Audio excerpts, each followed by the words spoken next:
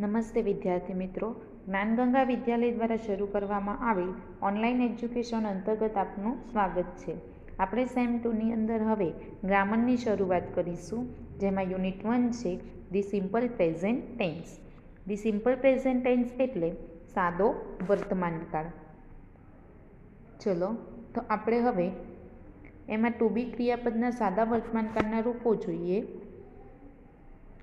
આ બધું આપણે ધોરણ 6માં પણ ભણીને આવ્યા છે, પરંતુ આપણે ફરીથી તેનું રિવિઝન કરવાનું છે. તો ટુ બી ક્રિયાપદના સાદા વર્તમાનકાળના રૂપોમાં જોઈએ એકવચન, બહુવચન, પહેલો પુરુષ, બીજો પુરુષ, ત્રીજો પુરુષ. બરાબર. પહેલો પુરુષ આઈ, એનું બહુવચન થાય વી. બીજો પુરુષ એકવચન યુ, એનું બહુવચન થાય યુ. ત્રીજો પુરુષ એકવચન એટલે હી, શી, ઇટ અને નામથી શરૂ થતા વાક્યો, જેનું બહુવચન થાય ધે. પહેલો પુરુષ એકવચન આઈ સાથે આવે ટુ બી ક્રિયાપદનું રૂપ એમ, અને પહેલો પુરુષ બહુવચન વી સાથે આવે ટુ બી ક્રિયાપદનું રૂપ આર. બીજો પુરુષ એકવચન યુ સાથે આવે ટુ બી ક્રિયાપદનું રૂપ આર. એવી જ રીતે બીજો પુરુષ બહુવચન ટુ બી યુ સાથે ટુ બી ક્રિયાપદનું રૂપ આવે આર. ત્રીજો પુરુષ એકવચન હી, શી, ઇટ અને નામ, એની સાથે ટુ બી ક્રિયાપદનું રૂપ આવે ઇઝ. તેવી જ રીતે ત્રીજો પુરુષ બહુવચન ધેય સાથે ટુ બી ક્રિયાપદનું રૂપ આવે આર. શું આવે? આઈ સાથે એમ, યુ સાથે આર, હી, શી, ઇટ સાથે ઇઝ.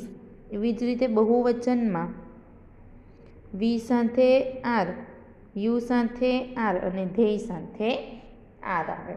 બરાબર. આપણે આ ભણી જ ગયા છે, પરંતુ આપણે ફરીથી તેને યાદ કરવાનું છે. એવી જ રીતે બીજું છે હેવ હેઝના સાદા વર્તમાનકાળના રૂપો. હેવ હેઝ એટલે કે એ માલિકી દર્શાવે છે. વસ્તુની માલિકી દર્શાવવા માટે હેવ હેઝનો ઉપયોગ થાય. તો સાદા વર્તમાનકાળના હેવ હેઝના રૂપો જોઈએ તો એકવચન, બહુવચન, પહેલો પુરુષ, બીજો પુરુષ અને ત્રીજો પુરુષ. પહેલો પુરુષ આઈ સાથે હેવ હેઝમાં શું આવે? હેવ. એવી જ રીતે પહેલો પુરુષ વી બહુવચનમાં આવે હેવ. બીજો પુરુષ એકવચન યુમાં આવે હેવ યુ સાથે. એવી જ રીતે બીજો પુરુષ બહુવચન યુ સાથે આવે હેવ. ત્રીજો પુરુષ એકવચન એટલે કે હી, શી, ઇટ અને નામ સાથે આવે હેઝ. બરાબર. એવી જ રીતે ત્રીજો પુરુષ બહુવચન ધેય સાથે આવે હેવ. એટલે કે આઈ સાથે હેવ, યુ સાથે હેવ, હી, શી, ઇટ અને નામ સાથે આવશે હેઝ. વી સાથે બહુવચનમાં વી સાથે હેવ, યુ સાથે હેવ અને ધેય સાથે પણ આવશે હેવ. ઇનશોર્ટ જો આપણે યાદ રાખીએ તો ફક્ત ત્રીજા પુરુષ એકવચન એટલે કે હી, શી, ઇટ અને નામ સાથે જ ફક્ત માલિકી દર્શાવવા માટે હેઝનો ઉપયોગ થાય છે. બીજા બધામાં જુઓ તમે તો હેવનો ઉપયોગ કરવામાં આવેલ છે. હેવનો ઉપયોગ થાય છે. સમજ પડે છે ને? હવે આપણે ત્રીજું જોઈએ. રોજિંદા અથવા ટેવવશ થતી ક્રિયાઓ દર્શાવવા માટે ટુ રન ક્રિયાપદના સાદા વર્તમાનકાળના રૂપો જોઈએ.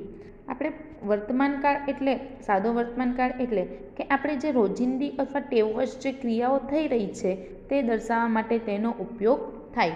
તો એના ક્રિયાપદના રૂપો કઈ રીતે આવે તો આપણે જોઈએ. એકવચન, બહુવચન, પહેલો પુરુષ, બીજો પુરુષ, ત્રીજો પુરુષ. પહેલો પુરુષ એકવચન એટલે આઈ, આઈનું બહુવચન વી.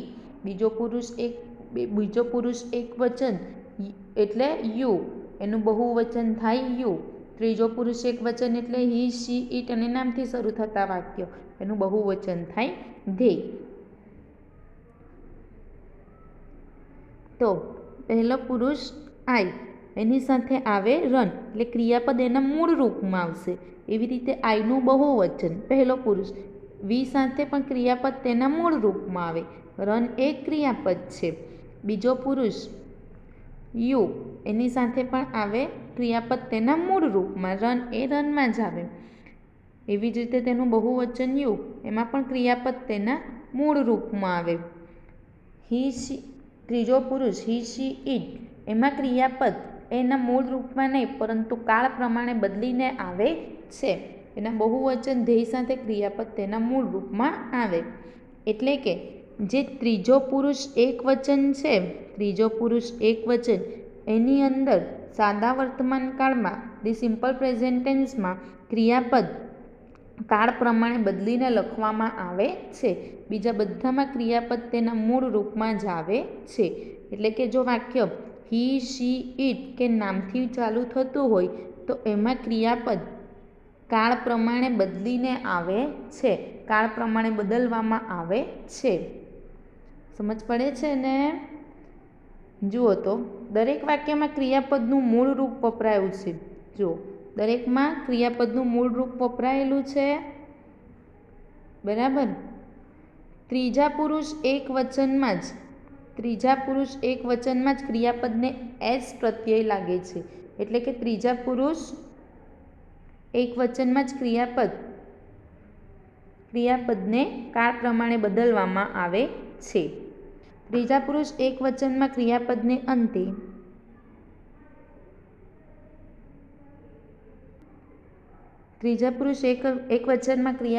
અંતે double S, SH, CH, x કે ઓ આવેલા હોય તો ઈએસ પ્રત્યય લાગે છે. એટલે કે આપણે ત્રીજા પુરુષ એક વચનમાં વાક્ય હોય તો આપણે એને કાળ પ્રમાણે બદલવાનું હોય તો કેવી રીતે બદલાય કાળ પ્રમાણે, તેના પણ અહીં નિયમ આપેલા છે. જો ક્રિયાપદને અંતે એટલે કે ક્રિયાપદને છેલ્લા અક્ષરે ડબલ એસ હોય, એસએચ હોય, સીએચ હોય, એક્સ હોય કે ઓ હોય, double S, SH, CH, x કે ઓ હોય તો એને છેલ્લે ઈએસ પ્રત્યય લખવામાં આવે છે. જેવી રીતે કે અહીં પાસ છેલ્લે ડબલ એસ છે, પાસમાં છેલ્લે ડબલ એસ છે તો શું લખવામાં આવે? ઈએસ પ્રત્યય લખવામાં આવે. એવી રીતે વોશમાં છેલ્લે એસએચ છે તો એમાં પણ ઈએસ પ્રત્યય લખવામાં આવે. એવી રીતે ટીચમાં સીએચ છે તો સીએચ પછી ઈએસ પ્રત્યય લખવામાં આવે. એવી રીતે ફિક્સ, એમાં છેલ્લે એક્સ છે તો એમાં પણ ઈએસ પ્રત્યય લખવામાં આવે. ગો તો ગોમાં ઓ છે છેલ્લે એટલે એમાં પણ ઈએસ પ્રત્યય લખવામાં આવે. એટલે પાસનું પાસીસ થઈ જાય, વોશનું વોશિસ થઈ જાય, ટીચનું ટીચીસ થઈ જાય, ફિક્સનું ફિક્સ થઈ જાય, ગોનું ગોઝ થઈ જાય. બરાબર. એટલે છેલ્લે ક્રિયાપદને જો વાક્ય ત્રીજા પુરુષ એક વચનમાં હોય તો ક્રિયાપદને અંતે double S, SH, CH, x કે ઓ હોય તો એમાં યસ પ્રત્યય લખવામાં આવે છે.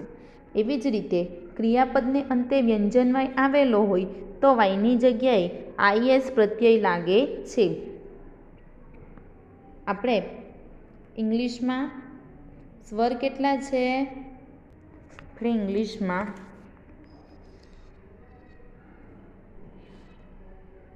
એ, ઈ, આઈ, ઓ, યુ આ છે સ્વર.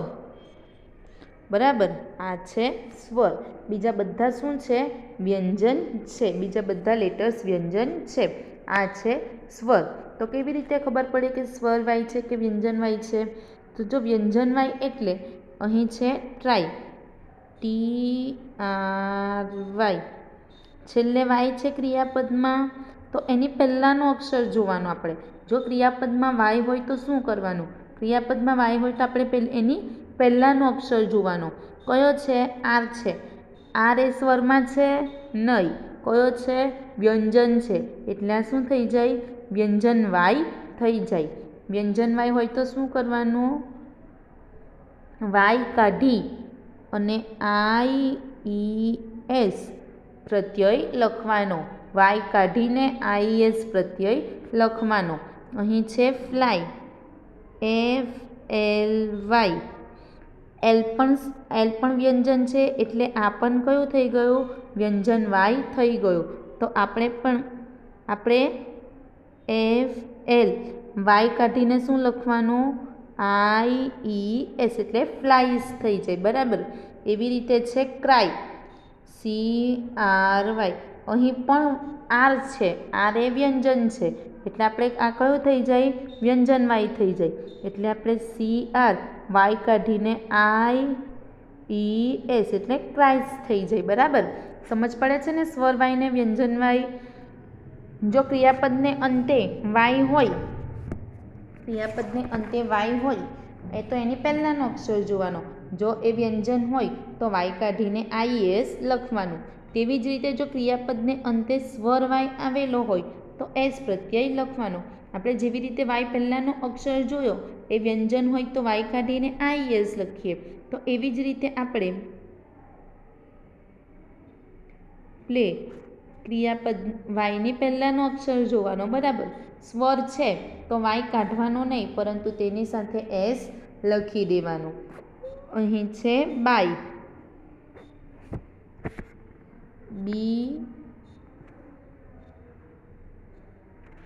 BUY. બરાબર, એમાં પણ યુ શું છે? સ્વર છે એટલે આપણે ત્યાં પણ એસ પ્રત્યય લખવાનો. સેમાં પણ SAY એ પણ સ્વર છે એટલે એમાં પણ વાય કાઢવાનું નહીં, એસ લખવાનું. એટલે શું યાદ રાખવાનું? જો ક્રિયાપદને અંતે વાય આવેલો હોય તો આપણે એની પહેલાંનો અક્ષર જ જોવાનો.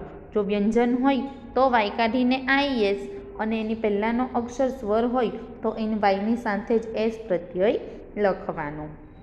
બરાબર, હવે એના પછી રોજિંદા અથવા ટેવવશ ક્રિયાઓ દર્શાવવા માટે ઓલવેઝ એટલે હંમેશા, નેવર એટલે કદી નહીં અને સમટાઈમ એટલે કે કોઈ વારનો ઉપયોગ થાય છે.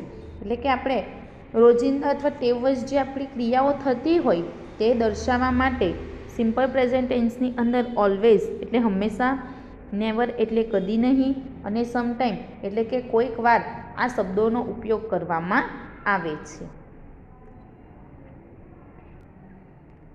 હવે આપણે ચોથું જોઈએ, ડુ ડઝના સાદા વર્તમાનકાળના રૂપો. તો સિમ્પલ પ્રેઝન્ટ ટેન્સની અંદર ડુ ડઝ એ તેના સહાયક ક્રિયાપદ છે. શું છે? સહાયક ક્રિયાપદ છે. શું? ડુ અને ડઝ એ સિમ્પલ પ્રેઝન્ટ ટેન્સના સાદા વર્તમાનકાળના સહાયક ક્રિયાપદ છે. તો જોઈએ કોની સાથે ડુ આવે ને કોની સાથે ડઝ આવે. એકવચન, બહુવચન, પહેલો પુરુષ, બીજો પુરુષ, ત્રીજો પુરુષ. પહેલો પુરુષ આઈ તેનું બહુવચન વી, બીજો પુરુષ એકવચન યુ તેનું બહુવચન યુ, ત્રીજો પુરુષ એકવચન હી, શી, ઇટ એ નામથી શરૂ થતા વાક્યો તેનું બહુવચન થાય ધે. તો પહેલો પુરુષ એકવચન આઈ સાથે આવે ડુ. તેવી જ રીતે પહેલો પુરુષ બહુવચન વી સાથે આવે ડુ. બીજો પુરુષ એકવચન યુ સાથે આવે ડુ. એવી જ રીતે બીજો પુરુષ બહુવચન એટલે યુ સાથે આવે ડુ.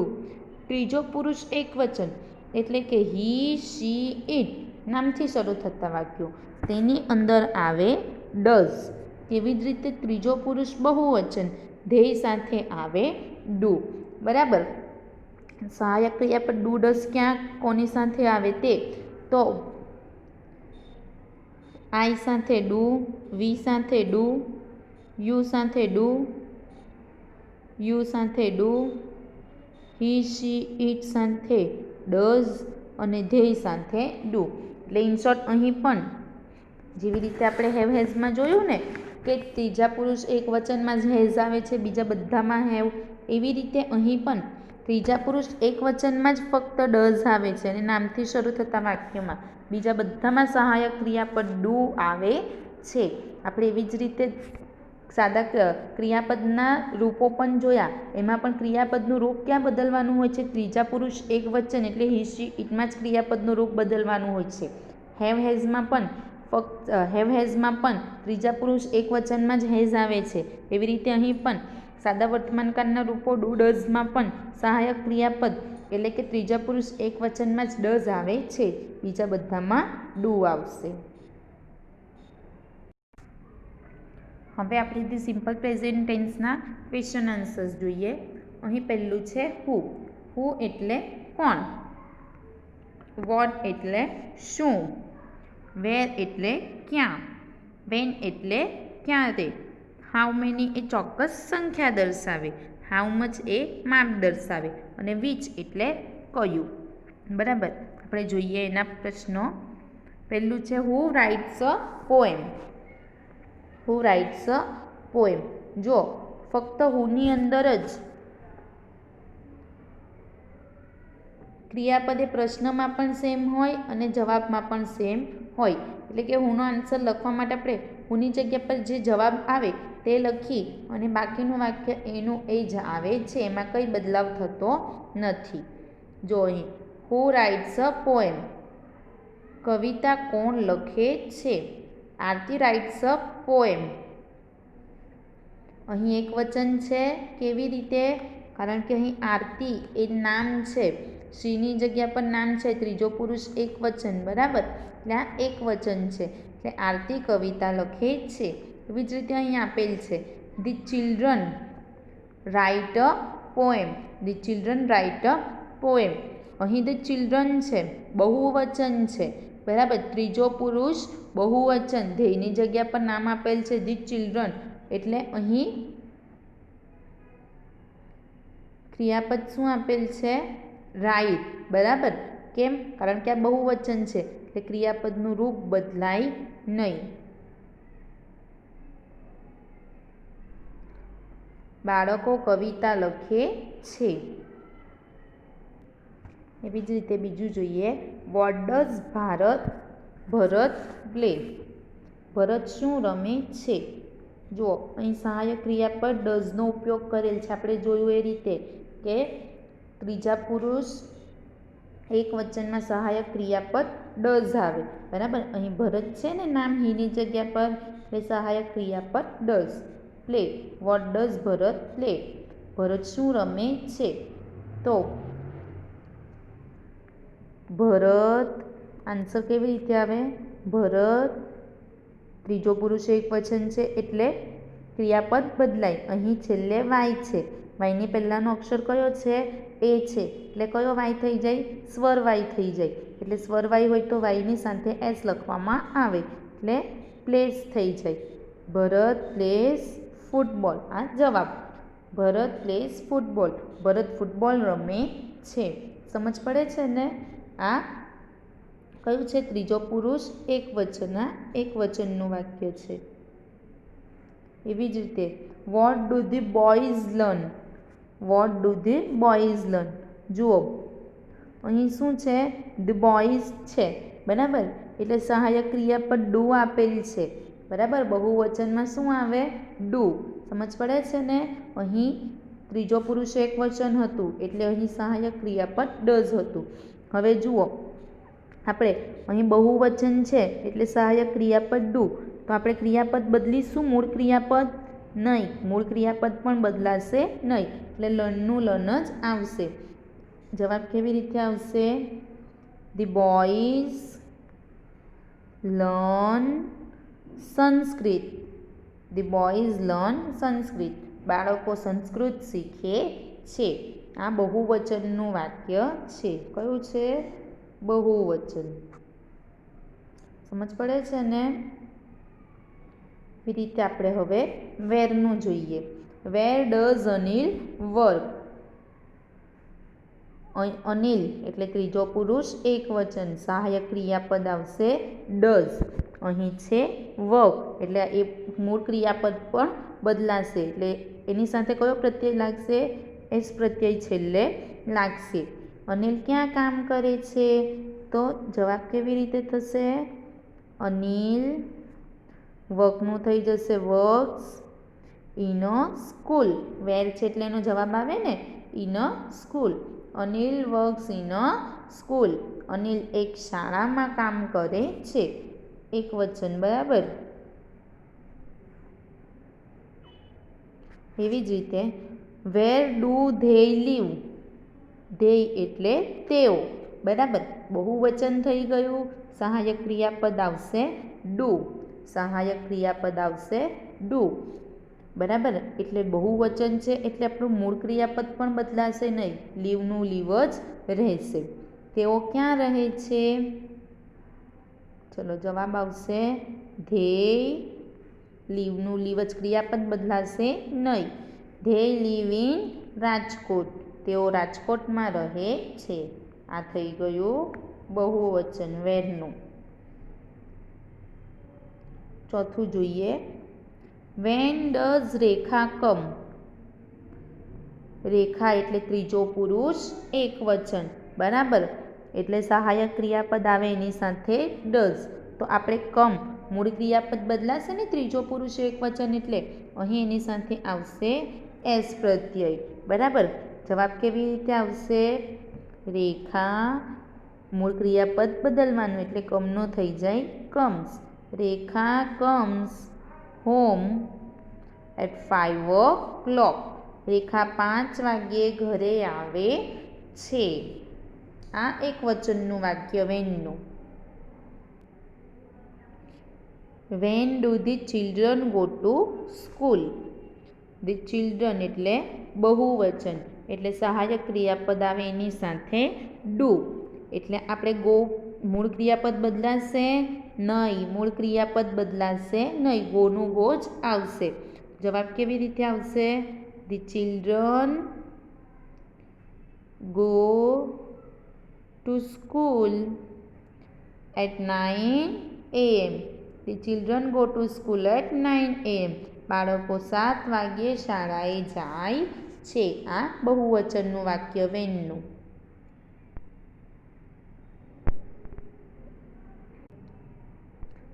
હવે આપણે પાંચમું વાક્ય જોઈએ. Does Raj play chess? Does Raj play chess? અહીંયા પ્રશ્ન વાક્ય છે જેને આપણે યસનોમાં ઉત્તર લખીએ તે. તો પ્રશ્ન વાક્ય બનાવવા માટે ડઝ સહાયક ક્રિયાપદ પહેલું આવે અને કર્તા બીજું આવે.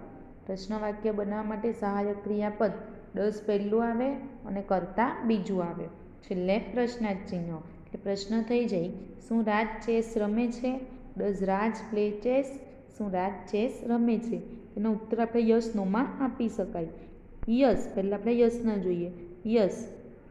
હી, રાજ એટલે હી. અહીં રાજ ત્રીજો પુરુષ એકવચન છે એટલે પ્લેનું પ્લેસ થઈ જાય. મૂળ ક્રિયાપદ બદલાય ને આપણું પ્લે.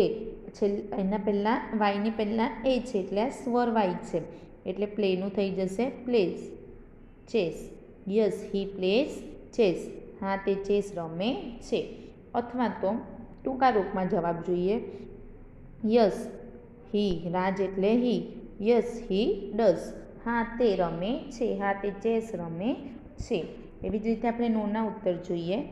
તો નો, રાજ એટલે he. Doesn't play chess. Doesn't A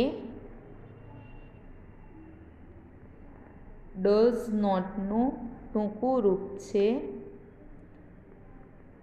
doesn't. Doesn't એ ડઝ નોટનું ટૂંકું રૂપ છે. નો, હી ડઝન્ટ પ્લે ચેસ. ના તે ચેસ રમતો નથી. અથવા તો નો, હી ડઝન્ટ. ના તે રમતો નથી. ના તે ચેસ રમતો નથી. સમજ પડે છે ને? હવે અહીં છે, આ છે એક વચનનું વાક્ય. આપણે બહુવચનનું જોઈએ. Do the children read books? The children બહુવચન એટલે સહાયક ક્રિયાપદ ડુ. પ્રશ્ન વાક્ય બનાવવા માટે સહાયક ક્રિયાપદ ડુ ડઝ પહેલાં આવે ને કર્તા પછી આવે. એટલે ડુ પહેલાં ને કર્તા આપણે ધ ચિલ્ડ્રન છે એ બીજું. Do the children read books? શું બાળકો પુસ્તકો વાંચે છે? તેનો જવાબ આપણે યસનો જોઈએ. યસ બહુવચન છે એટલે ધેય. ધ ચિલ્ડ્રન બહુવચન છે એટલે ધેય. બહુવચન છે એટલે મૂળ ક્રિયાપદ બદલાશે નહીં એટલે રીડનું રીડ જ રહેશે. Yes they read books. Yes they read books. હા તેઓ પુસ્તકો વાંચે છે. અથવા તો ટૂંકા રૂપમાં યસ ધેય ડુ. હા તેઓ વાંચે છે. હા તેઓ પુસ્તક વાંચે છે. પુસ્તકો વાંચે છે.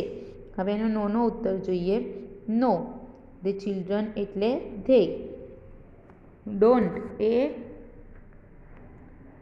ડુ નોટ એનું ટૂંકું રૂપ છે ડોન્ટ. ડોન્ટ એ ડુ નોટનું ટૂંકું રૂપ છે. No, they don't read books. ના, તેઓ પુસ્તકો વાંચતા નથી. અથવા તો નો, ધે ડોન્ટ. ના, તેઓ વાંચતા નથી. ના, તેઓ પુસ્તકો વાંચતા નથી. સમજ પડે છે ને વાક્યોમાં? અહીં તમને સૂચના આપેલ છે. પહેલી, હું સિવાયના બધા જ પ્રશ્નોમાં સહાયક ક્રિયાપદ ડુ ડઝનો ઉપયોગ થાય છે. ફક્ત હુંથી શરૂ થતા જે પ્રશ્નો હોય તેની સાથે જ ડુ ડઝનો ઉપયોગ કરવામાં આવતો નથી. એની સિવાયના બીજા બધા પ્રશ્ન વાક્યોમાં સહાયક ક્રિયાપદ ડુ ડઝનો ઉપયોગ થાય છે. બીજું, હું સાથે હંમેશા ત્રીજા પુરુષ એકવચનમાં જ ક્રિયાપદ હોય છે, પણ તેનો ઉત્તર એકવચન અથવા બહુવચનમાં હોય છે. તમે હુંનો પ્રશ્ન હોય તેની સાથે જે આપણું મૂળ ક્રિયાપદ હોય તે કયા વચનમાં હોય? તે ત્રીજા પુરુષ એકવચનમાં જ હોય. બરાબર, એટલે કાળ પ્રમાણે બદલાયેલું જ હોય. હું સાથે હંમેશા આપણું જે મૂળ ક્રિયાપદ હોય તે ત્રીજા પુરુષ એકવચનમાં એટલે કાળ પ્રમાણે બદલાયેલું જ હોય, પણ તેનો જવાબ તમે એકવચન અથવા બહુવચનમાં આપી શકો. હોઈ શકે. જો તમને નામ આપેલું હોય જવાબમાં, આપણે પહેલો જ સવાલ જોયો, આરતી હતું. બરાબર, આરતી જવાબમાં હતું. આપણો પ્રશ્ન હતો હુ રાઇટ્સ અ પોએમ. રાઇટ્સ હતું. બરાબર, રાઇટ્સ હતું. હુ રાઇટ્સ અ પોએમ. અહીં આ જે રાઇટ છે એ હુની અંદર એ એના ત્રીજા પુરુષ એકવચનમાં એટલે કાળ પ્રમાણે બદલાઈને જ લખેલ છે. જવાબમાં છે આરતી એટલે એ શું થઈ ગયું? ત્રીજો પુરુષ એકવચન થઈ ગયું, એટલે રાઇટનું રાઇટ જ આવે. પરંતુ અહીં તેની જગ્યાએ ધી બોયઝ હોતે તો બહુવચન થઈ ગયું, એટલે રાઇટનું હું શું થઈ જતે? રાઇટ થઈ જતે. એટલે કે જવાબ એ એકવચન અથવા બહુવચનમાં આવી શકે. એ પ્રમાણે ક્રિયાપદ એ જવાબમાં બદલાય, પરંતુ સવાલમાં તો હુની સાથે ત્રીજા પુરુષ એકવચનમાં જ ક્રિયાપદ આવે. ત્રીજું છે ડુ નોટનું ટૂંકું રૂપ ડોન્ટ અને ડઝ નોટનું ટૂંકું રૂપ ડઝન્ટ. બરાબર, સમજ પડી તમને? ચલો, થેન્ક યુ.